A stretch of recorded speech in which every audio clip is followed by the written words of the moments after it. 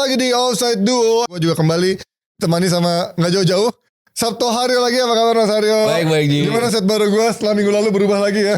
Berubah posisi paling nggak. Tadi gue di kiri kan kemarin. Kursi ganti juga. Mic-nya proper. Kan? Sekarang ada lighting-nya bagus. Lighting bagus. Ada tim produksi nggak pakai handphone. Ya inilah namanya ada upgrade, minjem sana sini studio orang ya. Nah ini kita ngomongin dulu dari timnas Indonesia Mas ya, kan kemarin lawan Cina kalah.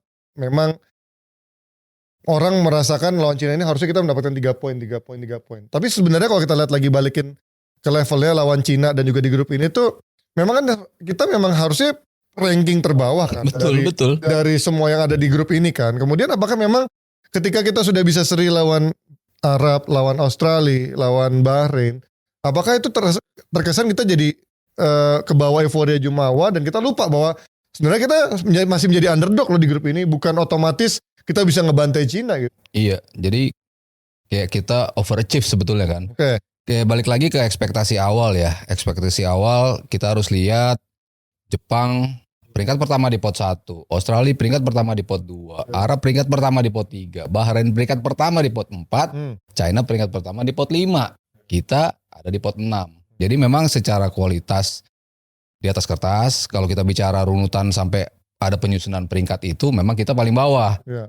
Dan kita harus ingat bahwa kalau kita bicara di level sudah round 3, emang kekuatannya tuh udah jauh dan kita belum pernah merasakan itu sebelumnya kan. Unforced error segala macam itu kan udah menjadi hal yang tidak bisa terjadi sama sekali di sini. Kalau kita bicara di ASEAN, kesalahan ya lawan masih mungkin lah buat kesalahan, kita masih bisa ngebalas lewat kesalahan dari lawan. Di sini kesalahan tuh udah kecil banget. Kesalahan kecil tuh bisa menyebabkan sebuah hal yang besar dan merugikan buat kita. Lalu kita bicara ekspektasi. Di awal kita kan memang targetnya peringkat 3 dan peringkat 4. Betul. Ketika kita bisa mendapatkan poin dari tadi lo bilang Jepang, Australia, Australia, Arab, lalu terakhir Bahrain. Anggapan publik tuh, oh berarti kita akan menang lawan China. Dan hitung-hitungan kalkulasi orang ini ya dasar lah ya. Kita imbang nih lawan Arab, kita imbang nih lawan Australia. Harusnya kita bisa menang dong. Betul. Lawan Bahrain dan juga lawan. Apalagi ngeliat hasil Cina kan dibantai-bantai mulu kan. Iya, apalagi sebelumnya dibantai-bantai. Cuman kan gue juga bilang bahwa belum tentu kita akan mudah loh lawan Bahrain dan juga China. China 3 kali kalah itu akan menjadi mesin yang berbeda. Pasti mereka mau nunjukin bahwa mereka tidak seburuk itu. Bahwa ekspektasi publik kita melihat Cina adalah harus 3 poin. Ya. Ekspektasi publik Cina melihat kita kan juga harus 3 poin. Iya. Mereka kan kebalikannya kan begitu. Hitungannya juga begitu kan. Mereka dapat poinnya dari mana kita? Ya dari Indonesia. Betul. Pasti kan China akan melakukan itu. Segala upaya akan dilakukan oleh China untuk bisa mendapatkan poin itu. Main simple sebetulnya mereka. Mereka belajar banyak tentang kita. Udah jelas. Dari sisi gimana mereka bermain defense yang begitu rapi dan juga tunggu counter. Ya. Mungkin Sinteyong juga nggak mengira Cina nggak akan maju. Cina nggak akan justru sit deep. Justru kita yang akan disuruh ngambil kesempatan untuk megang bola. Dan China defense-nya rapi banget kemarin harus diakuin. Rapet, susah untuk ngebongkar, segala macam kita coba untuk nge-stretch pertahanan. Itu tidak bisa berjalan dengan optimal. Oke, jarak antar pemain kita agak sedikit terlalu longgar ya. Sehingga end passing kita bisa diintercept berapa kali oleh pemain-pemain China. Gimana cara mengatasi formasi 3 back yang begitu ofensif kita dengan defense line kita yang begitu tinggi? Pasti dengan lempar bola-bola ke belakang. Betul. Lempar bola ke belakang, mereka akan mengejar, mencoba untuk melakukan counter. Mereka sukses ketika lawan Australia dapat gol seperti itu. Ya. Di awal-awal berapa kali bolanya kan dari atas. Yeah. Dari atas kan bolanya nggak terlalu deras. Ketika bola dari atas bisa diintercept sama Hilhurst, bisa diintercept sama Itses. Berapa kali mereka bisa masuk ke situ tapi bisa di cover. Tapi begitu lubang menganga dan mereka masukkan pendekatannya lewat bola bawah yang lebih deras, sulit untuk dikejar. Dan betul kejadian satu peluang itu mungkin satu-satunya peluang mereka yang betul-betul mereka set dari sebuah open play itu yang menjadi gol. Kalau gol pertama unlucky sih. Menurut gue tuh individual error benar-benar murni itu. Iya, individual error di antara 2 pemain yang saling tunggu. It's a easy out harusnya. Bola seperti itu tidak layak untuk direbut oleh pemain lawan, ya tapi it happens. bola tiba-tiba dia ambil. Sebenarnya agak mirip ini ya. Kalau dulu zaman AFF mungkin udah bakal dicurigain sepak bola gajah ya. Iya sih. Zaman Maman dulu Maman kan. Abdurrahman. Yang dia juga mau berharap itu bola udah out, nahan, tapi ternyata direbut kan. Kalau ini benar-benar juga kayak gitu kan. Tapi kan ya kita nggak nyangka juga seorang Shane bisa seceroboh itu juga kan kemarin kan. Iya, ya mungkin yang agak sedikit bikin Shane akhirnya terlihat jelek ya karena kesalahan itu. Betul. Dan gol kedua pun sebetulnya kan kita menguasai bola di sisi kiri kan. Iya, iya. Ada 3 atau 4 orang kita di sisi kiri, makanya Jay terlalu naik. Betul. Si naik Hilgersnya jauh. juga dia. Ternyata bolanya hilang, langsung sebuah counter. Jadi yang gue catat dari pertandingan Bahrain di akhir-akhir dan sepanjang pertandingan kemarin adalah fokus. Fokus kecil, yaitu di sepak bola seperti sekarang di level tertinggi seperti ini, lo hilang fokus dikit aja, dihukum lo sama lawan. Iya. China bisa melakukan itu, bisa maksimalin itu. Sebelum pertandingan Sintayong bilang, ini adalah pertandingan 50-50. Siapa yang bisa manfaatin peluang, dia akan bisa dan mencuri gol, dia akan menang. China betul-betul dapat cuma 2 peluang dan 2 gol. Tapi kalau ini kan sekarang udah haters yang riding the wave mulai berkeliaran gitu. Sampai udah ada yang berani ngomong stay out kan. Gue gak ngerti hanya dalam 2 pertandingan tadi gue juga bilang. Lo harus ingat lagi kalau kita di grup yang tadi lo juga sempat bilang. Ini unggulan dari pot 1, pot 2, pot 3. Bahkan kita dari awal melihat target realistis paling kencang adalah peringkat 3 dan 4 kan. Nah sekarang kita melihat kok bisa ada. Oke, terlepas dari stay banyak eksperimen yang mungkin kita juga mengejutkan. Iya. Tapi lo melihat kemarin apa eksperimen dari 2 pertandingan ini yang atau perubahan apa yang memang kerasa banget tuh ini menjadi titik yang harusnya nggak dilakukan sama SC. Yang mengejutkan Tom Hai itu yang paling mengejutkan menurut gue ya. Kalau kasus Asnawi masih bisa gue mengerti karena ketika nggak ada Sandy Walsh, ya pilihannya karena Reinders ternyata kan tidak bisa masuk tim. Entah itu karena cedera, emang nggak ada rilis resmi, entah itu cedera, entah itu tactical. Kalau Walsh cedera ya? Kalau Walsh kan cedera, memang di awal dibilang yang cedera tuh Jordi Amat sama Sandy Walsh. Tapi Sandy Walsh kan namanya masuk ke dalam tim, tapi kayaknya nggak fit 100, makanya dia nggak dimainin. Yang dimainin Asnawi. Masih bisa gue maklumi ketika Asnawi sepanjang main di Port FC itu adalah back terbaik di Liga Thailand. Liga Thailand mengklaim dia adalah back terbaik yang bermain di Liga Thailand. Liga Thailand peringkat ke-7 loh di Asia. Itu bukan liga ece-ece gitu, maksudnya untuk kawasan Asia. Dan dia membuktikan dirinya terbaik di situ. Dia entitled untuk bisa start buat timnas Indonesia. Dan kalau dibilang jelek, gue bilang gak jelek-jelek banget juga. Tapi memang gak outstanding, gak sesuai standar. Tapi gak seburuk itu juga menurut gue ya permainan dari Asnawi. Oke, dia berani ngambil risiko banyak untuk melakukan tusukan. Dan itu memang yang dibutuhkan kan. Ketika China tampil begitu narrow, ada pemain kita di sayap, gak kepancing kan pemain Cinanya untuk ngedeket kan. Sehingga kita yang harus berani untuk penetrate masuk.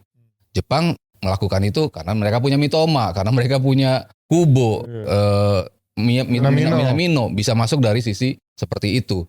Ini kan yang dimau juga sebetulnya oleh Asnawi dan juga Witan. Permainan one-two-nya mencoba untuk nge-stretch, tapi nyangkut di back.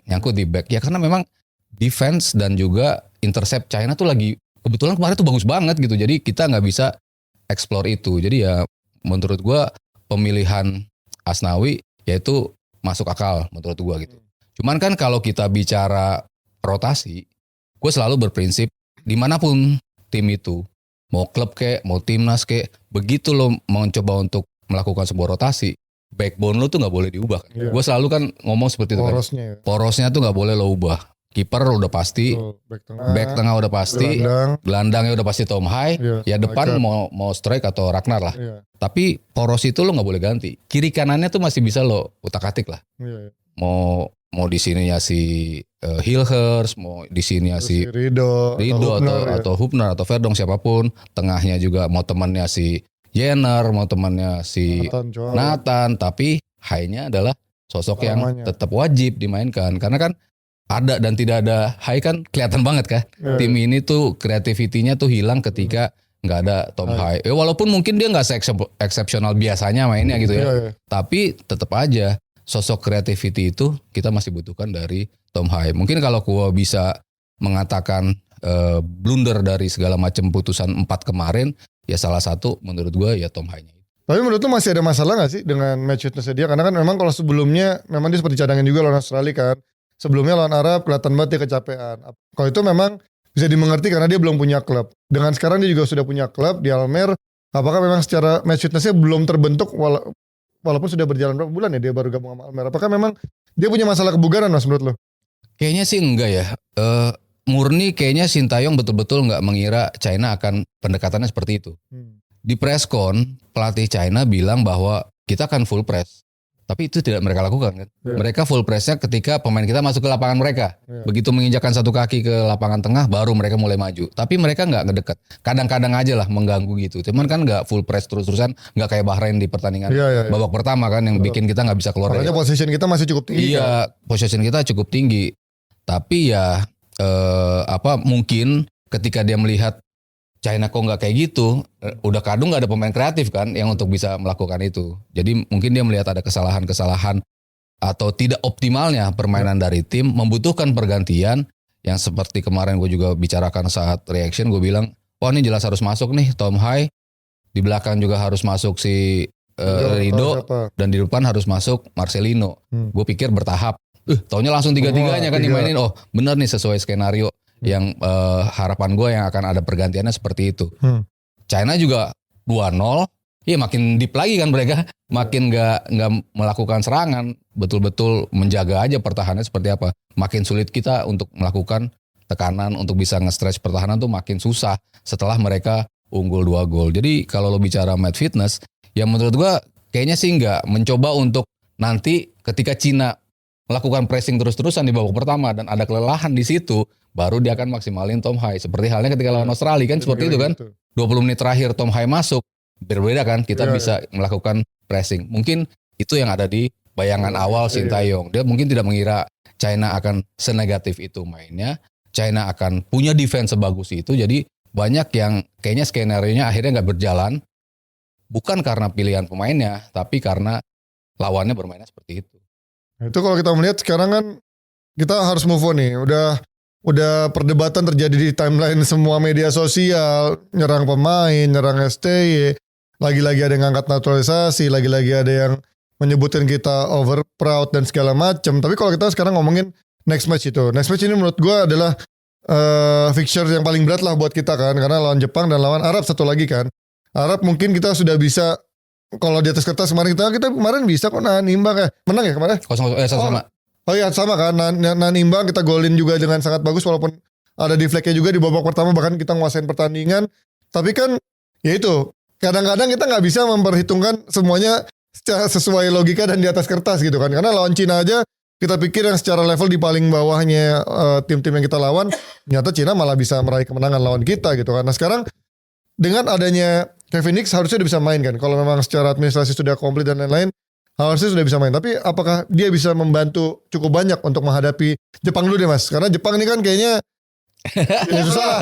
Menurut gua walaupun ini Eropa beneran ya. Walaupun nggak ada yang nggak mungkin ya, tapi menurut gua mission impossible lah. Kalau lawan Jepang dari sisi segalanya kita udah kalah lah, outclass lah lawan Jepang. Tapi Kevin Hicks bisa membantu seperti apa sih untuk bisa lawan Jepang? Posisi apa yang kira-kira ditempatkan Messi menurut lo? Jangan-jangan plot twistnya malah kita menangnya lawan Jepang, Ji. Plot twistnya. Ya amin keajaiban terjadi. Penalti menit terakhir Tom Hai golin. Ya, bisa. Atau mungkin ya kayak Piala Asia kan ada blunder si Zion Suzuki itu kan. Walaupun 3-1 kita nyuri gol tuh kayaknya udah bangga banget lawan Jepang. Lemparan arang. Iya kan, lemparan arang aja. Si Sandy Walsh golin gitu kan. Ya harapannya ada plot twist. Tapi ya gue sih selalu realistis. Sejak awal gue melihat Jepang kita akan kehilangan poin di 2 kesempatan ini. Cuman kan sekarang di posisi kita yang lebih ngotot untuk harus dapat poin. Tuh. Jadi imbang pun ataupun bahkan bisa menang itu menjadi sebuah hal yang akan sangat mengangkat moral kita. Walaupun target gue setelah melihat progresnya seperti ini, 3 kemenangan terakhir menurut gue yang realistis adalah Bahrain, China di kandang, dan Arab Saudi. Menurut gue tuh 3-3-nya. Bukan Australia. Australia karena away lebih berat. Menurut gue tuh lebih berat. Karena kan lapangannya kita jelek waktu lawan Australia di kandang kita. Apakah di lapangan Australia nggak lebih bagus harusnya? Berat Australia tetap. Justru dia malah lebih leluasa memainkan sepak bolanya kali. Australia udah back on their game lagi. Di 2 pertandingan pertama mereka nggak bisa cetak gol sama sekali. Sampai pelatihnya harus dipecat. Sekarang mereka udah ngebuktiin ya kita tim yang kayak gini. Dan betul di 2 pertandingan terakhir mereka main bagus. Jepang kesulitan juga lawan Australia. Jadi ya calculated poin yang hilang itu lawan Australia sama lawan Jepang away.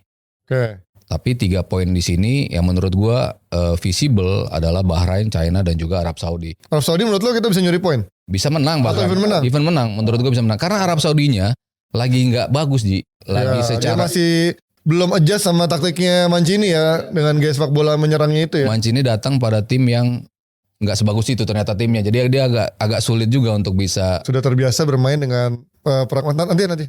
Jadi terbiasa bermain dengan pragmatisnya bola-bola long ball. Mancini merubah kebiasaan itu dengan bermain yang mungkin lebih atraktif tapi nggak segampang itu kayaknya adjustnya ya. Jadi gue tetap melihat ada potensi besar kita bisa menang lawan Arab Saudi. Ya menurut gue ya. Arab Saudi, Cina dan juga Bahrain. Ya tapi balik lagi ke Jepang. Pasti sulit Ji. Jepang tim yang mau nggak mau harus kita akui levelnya 2 tingkat. Mau dia rotasi pun juga kayaknya berat tetap 2 tingkat di atas kita. Tetap punya agility, semua pemain yang diturunin siapapun sama mainnya tetap aja sulit ngerebut bola dari mereka, possession ngerebutnya juga susah, positioning mereka, transisi mereka, semuanya tuh sulit untuk kalau kita bicara realistis kayaknya sulit gitu. Cuman ya balik lagi gimana nanti Sinteyong akan menerapkan timnya. Apakah kita akan, kalau Jepang kayaknya nggak mungkin ya tampil defensif ya. Mereka kan tetap stick to their game. Mau lawan tim besar aja di Piala Dunia mainnya mereka defensif, kan nyerang yang harusnya defense malah mereka offense terus akhirnya kebobolan. Berapa kali mereka kehilangan kesempatan untuk melaju lebih jauh ya karena kenaifan mereka dalam bermain bola ofensif itu. Nah justru itu bisa kita manfaatin. Defense lebih rapat, transisi yang lebih cepat. Tadi lo singgung kehadiran Kevin Dix. Ya ini pemain yang lini belakang bisa, gelandang bertahan bisa. Kalau gua mungkin melihat game ini justru ada kesempatan untuk double gelandang bertahan Ji. Kalau lo main dengan 3-4-3 itu kan wingback kita aktif banget tuh. Betul. Otomatis cuma ada 2 pemain gelandang. Overload terus, kalah terus sama lawan. 3 gelandang lawan aja kita udah pasti kalah jumlah. Kalau overload jadi kelihatan Jenner nggak ada perannya. Kemarin Nathan juga sulit gitu. Ya, karena kan memang ketekan sama lebih banyak pemain lawan. Nah, gue melihat 2 gelandang bertahan. Misalnya Kevin Dix sudah bisa main, satunya Kevin Dix, satu bisa Hubner. Ya atau Nathan, kan Hubner udah balik tuh. Udah bisa main. Iya Hubner udah bisa main di posisi itu. Jadi kita punya double gelandang bertahan. Akan lebih bisa fight. Kita butuh pemain yang bisa geprak pemain Jepang gitu kan. Kita nggak bisa apalagi Hubner jebolan dari tim Jepang ya. Walaupun nggak main ya. Cerezo Osaka ya. Dan di depannya, nah Tomohei itu justru lebih maju. Ya, jadi bener IMF ya dia. Ya, karena ketika dia dipasangkan dengan Jenner, dia dipasangkan dengan Nathan misalnya, terlalu banyak space yang harus dia cover. Sementara lu balik nanyain match fitness itu kan. Di usia 29. Dan dia harus aktif juga untuk intercept bola juga kan. Area yang terlalu besar yang dia cover itu membuat dia kayaknya lebih cepat kehabisan tenaga dan juga staminanya cepat terkuras. Tapi ketika dia di posisi nomor 10, lebih dekat ke kotak depan, nah itu creativity kan harapannya bisa muncul di situ. Gue analoginya ya terlalu jauh kalau kita bicara Messi. Tapi kan Messi kan di usia segitu nggak banyak lari kan. Iya. Nah, tapi umpan-umpan precise itu bisa datang ketika lo dapat bola, lo secara stamina lo masih full, secara itu lo masih clear untuk melihat situasi, lo bisa distribute dengan enak. Nah, harapan gue tuh dengan 3, 2 atau 3, 4, 1, 2 gitu loh. Empatnya itu kayak 3-5-2 lah sebenarnya ya. Atau 5 tapi high-nya lebih maju ke depan tuh. Depannya biarin aja si Strike sama si Ragnar. Itu gue melihatnya mungkin lawan Jepang itu menjadi pendekatan yang lebih masuk akal untuk kita bisa bertarung di lini tengah. Oke, berarti kalau ngomongin Jepang tapi tetap susah ya. Mau gimana pun juga pasti kita kehilangan poin ya. Nggak mungkin 3 poin lah ya. Siapa tahu plot twist. Ya, ini harapan kita ya. Cuman kalau secara realistis lo kan terkenal sebagai Mister. 1 poin itu udah bagus. 1 poin itu udah bagus ketika lawan Jepang. Oke, lo bikin kalkulasi Mas. Jepang berapa? Arab berapa, Bahrain berapa? Abis Bahrain siapa? Cina ya? Cina, terakhir Jepang lagi. Terakhir Jepang. Australia dulu? Ya Australia dulu baru. Australia baru. Berapa poin maksimal kita dari sisa tandingan ini? 9 dari 3 kemenangan itu kan. Iya. Arab, Cina, Bahrain. Oke, 9. Berarti tambah sekarang kita 4 ya? 3. Ya 12 berarti. tambahan satu lagi kan sulit ya. Kalau kemarin kan gue pikir Cinanya tuh 6 poin. Ya, kalau Cina 6 poin mah kita udah dapat 15 kan. Gue pikir kita dapatnya dari situ. Jadi mungkin sekarang 13 jadi paling maksimal dengan kekalahan dari Cukup Australia. nggak angka segitu untuk peringkat 4? Melihat banyaknya seri, jadi mungkin Ji. Oke. Kalau kemarin kan ketika banyak yang menang, itu kan otomatis lo butuh 15 poin tuh baru save lo di posisi 34 gitu. 18 atau 21 lo baru bicara untuk bisa lolos Kita langsung. juga belum tahu ya ke depannya akan ada yang serius lagi apa enggak ya. Ini kan sebetulnya yang lainnya menguntungkan kita kan hasil-hasilnya kan. benar. Australia imbang. Wah, Arab sama Bahrain moga-moga tadi imbang lah. Benar tadi malam imbang. Jadi sebetulnya komposisinya masih menguntungkan kita untuk bisa mendapatkan 13 poin tuh lolos. Tapi menurut lo kemarin Jepang ditahan imbang suatu kejutan atau ya lawannya juga kan bukan lawan yang enteng juga gitu kan. Iya, Australia ternyata kemarin menyulitkan Jepang juga. Ya golnya masing-masing bunuh diri gitu kan. Tapi secara overall permainan Jepang nggak sedominan itu gitu. Ya ketika lawan yang lain mereka dominan banget. Lawan Arab Saudi gila luar biasa, dominan banget. Nggak bisa ngapa-ngapain Arab Saudi gitu. Ada mungkin 1-2 peluang doang lah dari Arab Saudi, ada scrimmage gitu tapi bisa dibuang sama pemain-pemain Jepang. Tapi lawan Australia ini lawan yang betul-betul seimbang. Yang di awal kan emang kita lihat Harusnya mereka berdua ini memang jadi kan unggulan ya. Iya, 2 tim unggulan. Walaupun memang Australia sudah menelan kekalahan sekali dan juga bisa ditahan imbang sama kita. Jadi kita sempat lupa kalau Australia kayaknya kayaknya Australia udah gak sejago dulu gitu ya. Tetap aja jago. Tetap aja jago ya. Oke, berarti Mas Aryo memprediksi kurang lebih 12 atau 13 poin ya? Iya, Di sisa match yang ada ya.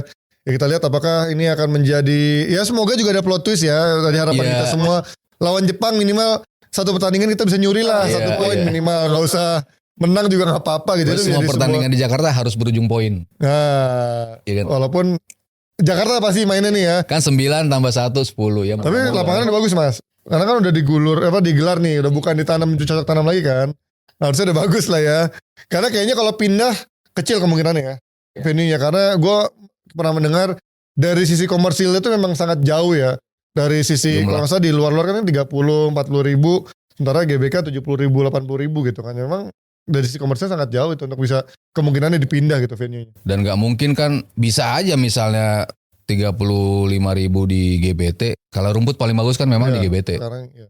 Terus tiketnya jadi 5 jutaan gitu. Iya. Tapi kan gak mungkin. Daya beli di sana kan tidak sebesar di Jakarta gitu. Jadi tetap membutuhkan jumlah bangku dan lokasi di Jakarta untuk memastikan stadion itu penuh dengan harga segitu. Ya, kita harapkan ini jangan cuma stadionnya yang bagus, full house, tapi justru yang paling esensinya lapangannya justru tidak bisa mendukung kita bermain maksimal mungkin kan.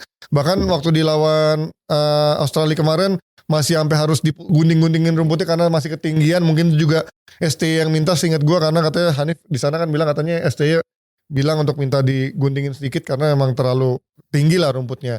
Nah, tapi kalau ngomongin soal venue-nya ini menarik karena yang kita dengar juga beredar Bahrain melayangkan permintaan untuk pindah ke venue netral waktu kita menjamu mereka di bulan Maret tahun depan gitu kan, dengan adanya banyak caci makian, bahkan ada ancaman kematian atau death threat lah ibaratnya buat mereka.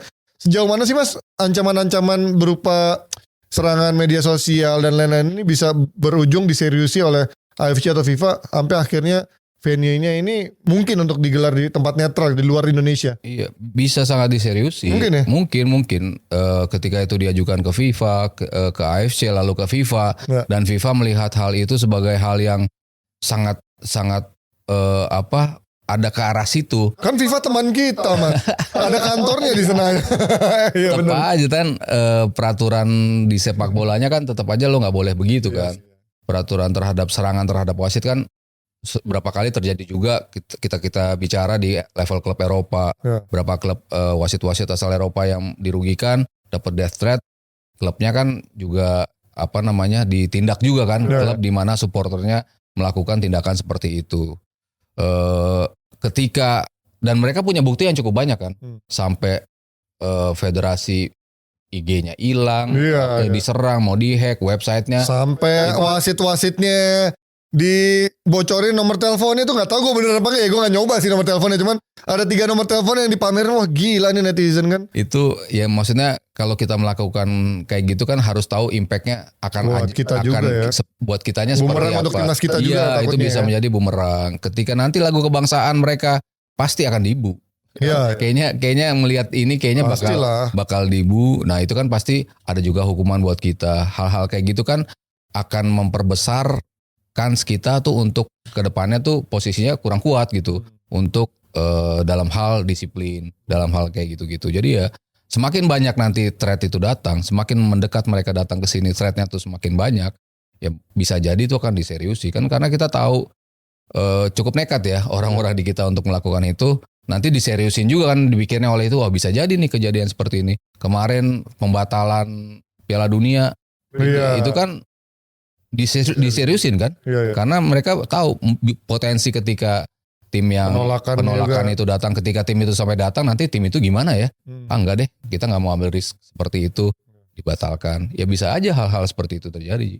Ya gini, kita menghimbau ya untuk para pecinta timnas seperti Indonesia, kalau mau teror tuh teror yang cantik dan elegan gitu ya. Maksudnya ya udah cuman di lapangan aja gitu, memberikan teror-teror berupa bu, tapi juga jangan waktu lagi national anthem. Memang lebih ke apa ya, teknis lapangan di waktu di lapangan pertandingan aja. Tapi kalau kayak di hotel kemarin kan juga, bahkan di Piala Dunia Euro juga terjadi gitu Mas, di hotelnya dikasih kembang api gitu.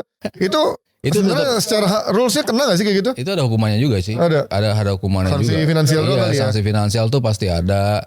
Lalu nanti kan pasti ada efek balasan. Kan kita nggak main di Jakarta terus. Kan pasti nanti kita main tandang. Kalau kita tandang tim kita digituin gimana? Tapi kan Bahrain udah selesai. Mendingan kita kan bahas ke Bahrain doang. Tim-tim yang lain kan pasti kita main tandang. Pasti kita akan digituin. Tim kita akan dikerjain. Dan tim kita sering juga dikerjain. Waktu kita main di Uni Emirat Arab tuh, temen yang ikut di bus itu dibawa muter-muter memang. Jauh banget kayak gitu-gitu. Emang sering dilakukan yang hal-hal kayak gitu. Memang itu kan harusnya enggak. Karena kan bisa dibales. Ya kemarin sempat ramai yang Nigeria sama siapa tuh? Oh, yang di Libya ya? Iya, itu kan juga gitu kan, dibiarin. Akhirnya mereka pulang ya? Dibiarin 14 jam di bandara, nggak dikasih makanan, ada wifi gitu ya? Loh, kok bisa kayak gini? Ya kita waktu bertandang digituin. Ternyata kan ada balasan. Maksudnya ada impact yang harus kita pikirkan dalam scale yang lebih besar. Impactnya apa nih buat timnas kita kalau kita melakukan itu gitu. Ya, intinya kalau kita mau memberikan teror yang masih itu ya, dalam ranah pertandingan aja, dalam bentuk ya berupa itu aja, caci maki di lapangan aja, nggak usah dalam bentuk yang ngelempar. Terus juga kalau banter juga banter-banter sehat lah. Banter sehat lah. Kayak banter-banter produk-produk makanan atau apa kan itu kan keren ya. Banter-banterannya tuh gila nih mereka bisa banteran kayak gini gitu. Menohok tapi secara cantik. Berikanlah atmosfer yang menakutkan dari sisi atmosfernya aja, kayak katanya orang datang ke Anfield serem, datang ke Signal Iduna Park memang bikin bulu kuduk merinding, memang aura yang membuat lawan tuh takut. Jangan ke Turki, takut dalam arti ya kan, takut beneran. Ke Turki, ya kan. Ngapain masang jenggot Mas? Sama ini poni apa maju dikit gitu kan. Selalu hostile kan, environmentnya Turki itu kan. Emang kalau dukung tim mau klub gila mau negara kan, emang sangar kan. Jadi tim ketika datang sana tuh, ngeri juga nih ada pemain ke-12. Nah itu yang harapannya kan. Sampai MU susah menang lawan Galatasaray kan. Jangan kan Galatasaray, lawan Istanbul Başakşehir aja nggak menang waktu itu kan. Lawan timnya Kevin Dix juga nggak menang. Itu bukan Turki, masuk keluar konteks Mas. Iya itu tim baik-baik aja kalah juga. Berarti kalau MU sih emang beda cerita, lawan apa aja kalah kayaknya. Tapi itu artinya sebagai supporter kita juga harus berpikir sehat, jangan cuma mengandalkan emosi aja, karena kalau kita berbuat sesuatu yang di luar menyalahi rules dan juga akhirnya nanti bisa berimpact kepada timnas kita juga, yang rugi juga kita sendiri, ujung-ujungnya kita lagi yang marah-marah juga, kita lagi yang menghujat sana sini. Makanya protes sudah dilayangkan walaupun memang akhirnya tidak diterima juga. Ya tinggal nanti bagaimana kita memberikan aura atmosfer yang menakutkan untuk tim lawan saja. Sebatas itu, bukan dalam ancaman teror kematian lah, terus juga lu nyari sanak keluarganya dari pemain-pemain ataupun dari staff dari pelatih. Menurut gue itu udah di luar akal sehat ya. Gue juga nggak setuju kalau ketika kayak kemarin wasit, menurut gue agak terlalu berlebihan ketika lu udah sampai beberin nomor telepon, terus katanya dicari-cari keluarganya, bilang wah berlebihan banget. Lu serang aja personalnya, keputusannya, bukan orangnya yang lo mau hajar, lo pukulin kayak gitu. Menurut gue udah nggak mencerminkan manusia yang cerdas lah menurut gue. Oke, kita move on dulu dari Indonesia. Sudah cukup setengah jam kita membahas cukup panjang. Kita doakan Indonesia masih bisa recovery karena masih panjang perjalanan. Mungkin udah hampir setengah perjalanan, tapi kita masih punya peluangnya untuk bisa merebut 3 dan 4 ya. Kalau kita kalah di 3 pertandingan mungkin peluang kita udah finish. Tapi kita punya 3 poin yang masih bisa kita ternakan lagi ke depannya Mas ya. Lo harapannya apa untuk sisanya? Iya, 3 poin ini kan ternyata bisa membuat kita harusnya lebih optimis kan. Betul. Yang tadinya kita no point, tapi bisa kok kita dapat poin. Artinya kan kita harus berpikir secara positif kita bisa. Ya caranya bagaimana? Ya percayakan pada Sintayong untuk mengeluarkan strategi terbaiknya. Dan kita sebagai supporter, ya support, ya dukung. Apapun keputusan pelatih, gak mungkin pelatih mau kalah lah. Pasti pengen menang. Gak mungkin pemain berpikir akan melakukan blunder, tapi terjadi di lapangan. Gak mungkin pemain gak akan tampil ngotot, pasti ngotot. Tapi apa yang ditunjukkan ternyata mentok, ya itu kan terjadi dalam sepak bola gitu. Ada pemain yang off day, ada lawan yang lagi bagus banget, ada kiper lawan yang gak bisa ditembus sama sekali, kita coba berkali-kali, itu kan tetap terjadi. Tapi ya kita sebagai supporter, support full timnas kita, siapapun yang main di atas lapangan. Puji jika memang harus dipuji, kritik jika memang harus dikritik, tapi dalam koridor yang sewajarnya aja. Itu aja kita ngomongin untuk supaya supporter kita tetap bersikap cerdas dan jangan sampai merugikan untuk kitanya sendiri ya.